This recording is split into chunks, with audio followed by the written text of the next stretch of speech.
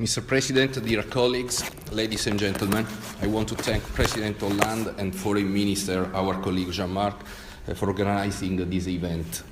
Italy has supported the French initiative since the very beginning to bring together all those countries committed to the goal of a fair and lasting peace in the Middle East, to build together new critical mass towards this common objective.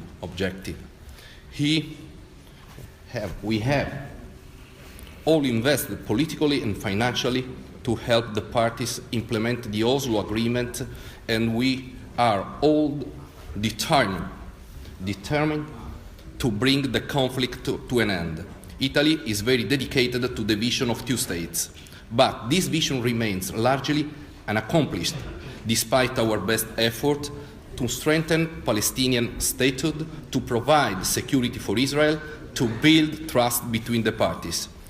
Further stalemate is dangerous, especially because of the trends on the ground: violence, terrorism, incitement, settlements, expansion, occupation that erode the hopes of peace based on the two-state solution. These trends are a serious obstacle to the end of the conflict, but it would be misleading to single out settlement activity as the only problem. As long as terrorists are treated as martyrs, peace will remain out of the reach. There is a risk to fall from a two-state solution to a one-state illusion. This is not the solution, not what Israeli and Palestinian citizens deserve. I wish to stress some key consideration for Italy on the road ahead. We all understand that a final status agreement can only be achieved through direct negotiations, and peace cannot be imposed. Our goal today is to encourage the parties to go back to the negotiation table, to diffuse mistrust and to share the dividends of peace. However, initiative of states and international organizations cannot be a substitute for the effort of the parties themselves. An international mechanism driven by interest participants cannot replace direct talks between the parties. Only the parties can best define the path to peace, growth and development. This is very important for the entire Middle East.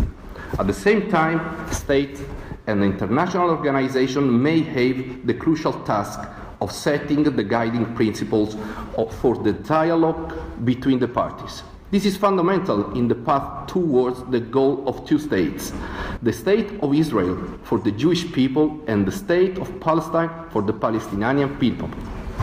In fact, this long, complex and frustrating conflict has given negotiators a lot of time to define the broad lines of a final status deal. The imperative today is to walk the extra mile and capitalize on our political courage. The Arab Peace Initiative fully preserves its important forward-thinking vision, an element which is vital to defeat the destructive agenda of Daesh and terrorist groups in the region. The European Union, as well, is an essential supporter of the two-state solution, ready to enhance privileged partnership with the parties as they move on the path of peace. Let me also recall the huge diplomatic efforts of U.S. Secretary of State John Kerry to foster direct talks between the parties. I am confident that the new U.S. administration will build on the work so far in order to contribute to a fair and lasting solution based on the two-state formula.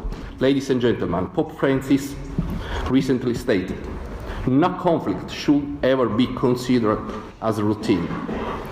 We was referring to the Arab-Israeli conflict and to the risk of accepting the situation as business as usual. The international community cannot afford it. We shall not abdicate our mission to make the world a safer place. That's why we are in Paris, to reject business as usual and to move towards peace. Thank you for your attention.